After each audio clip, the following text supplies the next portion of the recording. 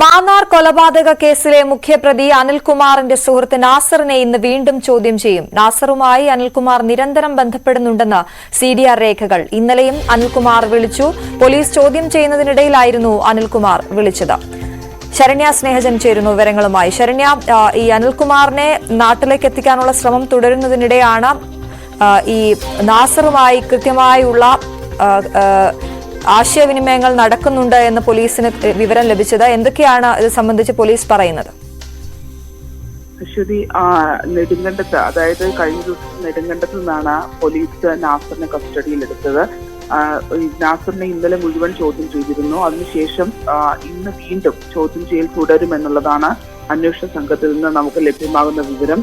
പ്രധാനമായും ഈ കൊല്ലപ്പെട്ട കാലയളവും അതിനു മുമ്പും അതിനുശേഷവും നാസറുമായി പലതവണ ഈ അനിൽകുമാർ ഫോണിൽ ബന്ധപ്പെട്ടിട്ടുള്ളതായി കണ്ടെത്തിയിട്ടുണ്ട്. ഏറ്റവും കൂടുതൽ കോണ്ടാക്ട് പുറത്തുള്ള ആളുകളിൽ വന്നിട്ടുള്ളത് ഈ നാസറുമായാണ്. മാത്രമല്ല ഇയാൾക്ക് ചെറിയ ക്രിമിനൽ പശ്ചാത്തലങ്ങളും ഉണ്ടെന്നൊക്കെയാണ് പോലീസ് വ്യക്തമാക്കുന്നത്. അതുകൊണ്ട് തന്നെ നാസറുമായി നിരന്തരം ബന്ധപ്പെട്ട കാര്യങ്ങൾ അനിൽകുമാർ തേടുന്നുണ്ടെന്നുള്ള വിവരവും പോലീസിന് ലഭ്യമായിട്ടുണ്ട്. ഇന്നലെ പോലീസ് ഇന്നലെ ഈ നാസറിനെ ചോദ്യം ചെയ്യുന്നതിനിടയിൽ തന്നെ അനിലിന്റെ ഫോൺ വന്നിട്ടുണ്ടായിരുന്നു. ഇപ്പോഴും അനിൽകുമാർ ഇസ്രായേൽ തന്നെ തുടരുകയാണ്. ഇന്റർപോൾ മുഖാന്തരം ഇയാളെ നാട്ടിലേക്ക് എത്തിക്കാനുള്ള ശ്രമം പോലീസ് നടത്തിക്കൊണ്ടിരിക്കുകയാണ്. കാരണം ഈ കേസിലെ ഒന്നാം പ്രതിയും ഒപ്പം തന്നെ കലയെ കൊല്ലപ്പെടുത്തി എന്ന് പോലീസ് സ്ഥിരീകരിക്കുകയും ചെയ്യുന്ന ആളാണ് അനിൽകുമാർ.